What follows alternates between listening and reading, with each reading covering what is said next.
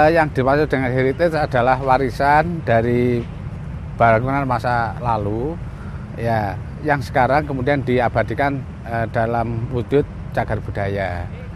Yang pertama adalah bangunan yang di dalamnya dulu pernah terjadi satu peristiwa sejarah yang penting.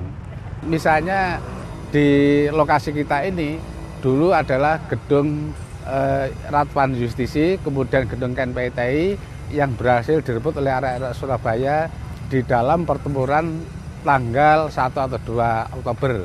Kemudian pada pertempuran pada tanggal 10 November ini menjadi medan pertemuan arek Surabaya. Kemudian yang kedua adalah satu bangunan yang arsitekturnya itu mewakili satu gaya atau aliran tertentu pada satu periode. Yang sekarang masih ada yaitu gedung Negara Gerahadi. Itu dibangun pada tahun 1796 mewakili gaya kolonial. Yang ketiga adalah kawasan atau situs yang dulu di tempat itu mengandung atau pernah terjadi peristiwa sejarah. Misalnya Jalan Tunjungan. Jadi Jalan Tunjungan itu karena apa? Karena ia mewakili sejarah Surabaya yang pada akhir abad 19 dan awal 20 itu Surabaya menapaki sebagai satu kota yang terbesar baik dalam industri maupun perdagangan, dengan pusatnya itu adalah Tunjungan. Yang keempat adalah kekayaan atau barang kuno yang ada di bawah air yang punya nilai sejarah dan ekonomi yang tinggi.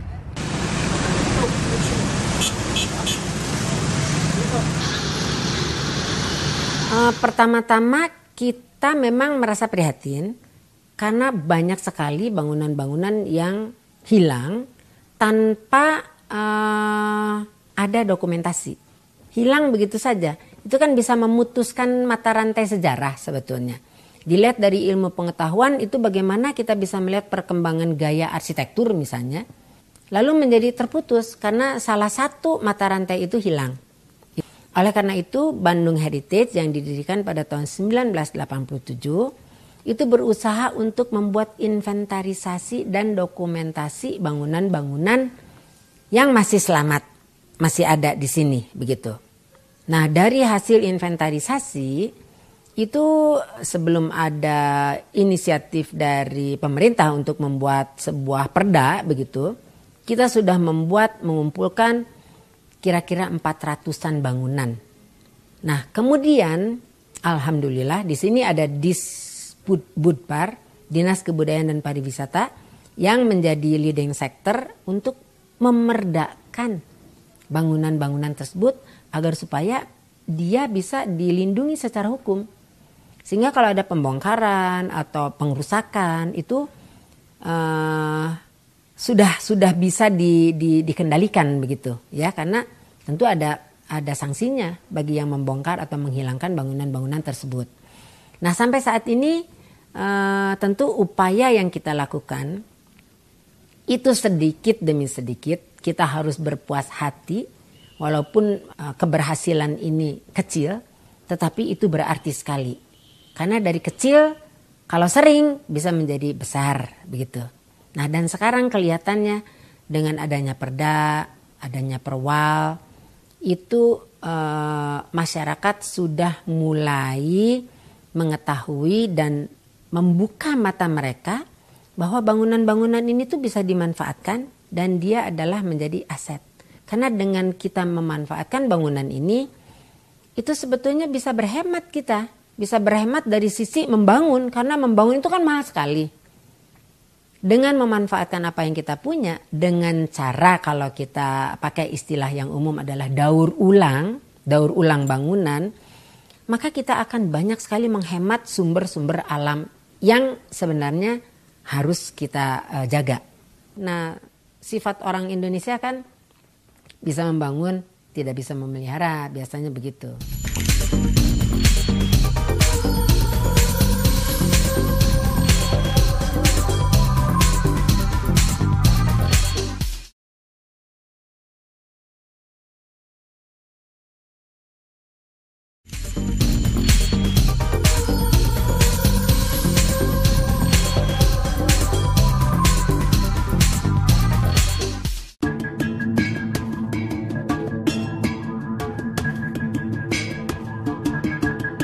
Kota Bandung termasuk dari sedikit kota yang telah memiliki peraturan daerah yang mengatur pengelolaan bangunan yang digolongkan sebagai benda cagar budaya.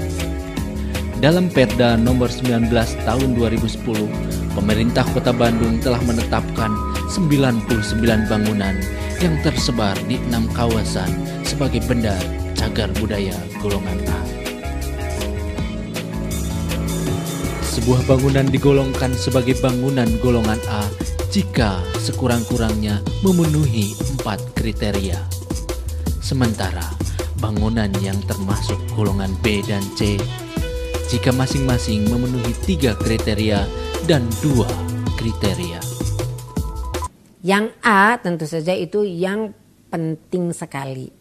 Dilihat dari 5 kriteria yang kita pakai di sini. 5 kriteria ini juga itu diturunkan sebetulnya dari undang-undang. Nah dari situ tentu saja karena bangunan ini merupakan sebuah wadah tempat manusia berkegiatan, di mana kebutuhan manusia itu senantiasa berkembang, berubah sesuai dengan waktu. Oleh karena itu wadah pun juga tidak bisa diam begitu. Dia masih diperbolehkan berubah sejauh perubahan itu tetap mengikuti kaidah-kaidah yang ditetapkan oleh konservasi, prinsip-prinsip konservasi begitu. Ada yang boleh berubah sedikit, ada yang boleh berubah banyak, sejauh tidak mengubah karakter dari bangunan itu.